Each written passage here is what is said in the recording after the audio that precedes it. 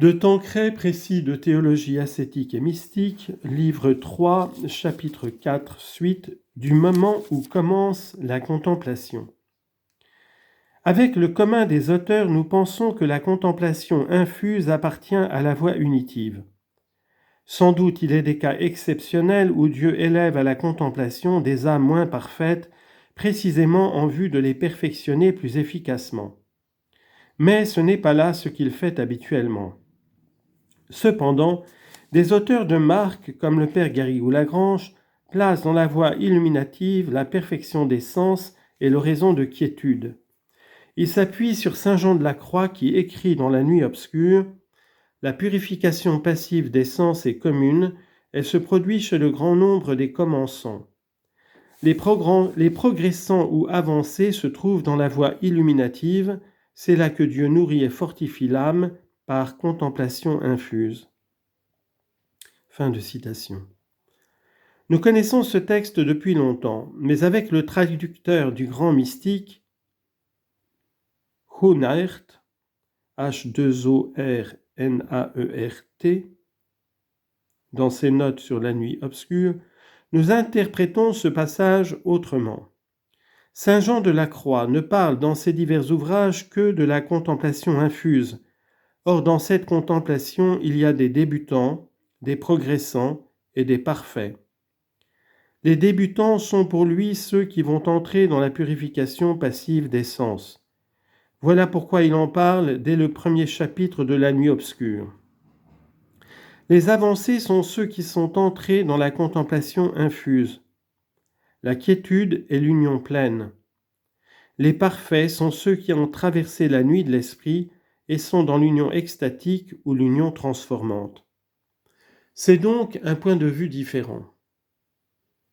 D'ailleurs, au point de vue didactique qui doit dominer dans un précis, il importe de rapprocher tout ce qui se rapporte aux différents genres de contemplation afin d'en mieux faire ressortir la nature et les degrés divers. Voilà pourquoi nous avons cru devoir conserver le plan communément suivi.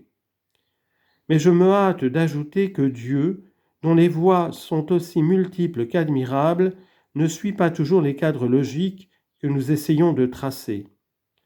L'important pour le directeur est de suivre les mouvements de la grâce et non de les précéder.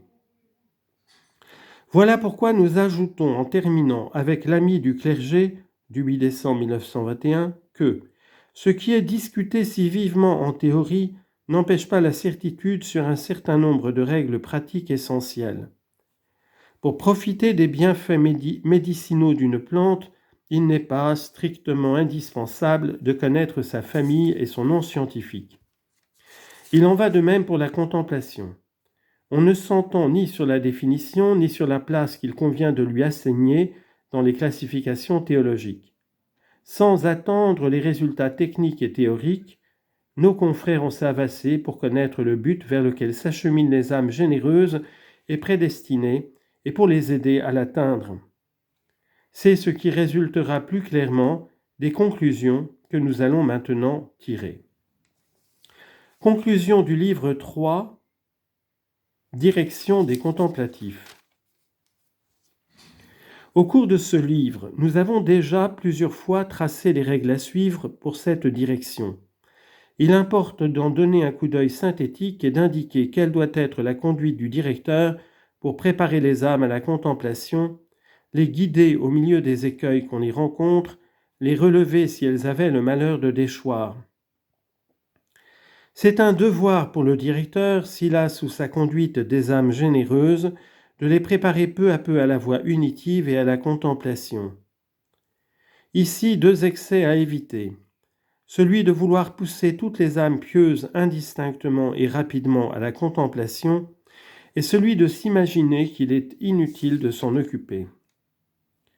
Pour éviter le premier écueil, le directeur se rappellera que normalement on ne peut songer à la contemplation que lorsqu'on a pratiqué pendant longtemps l'oraison et les vertus chrétiennes, la pureté de cœur, le détachement de soi et des créatures, l'humilité, l'obéissance, la conformité à la volonté de Dieu, l'esprit de foi, de confiance et d'amour.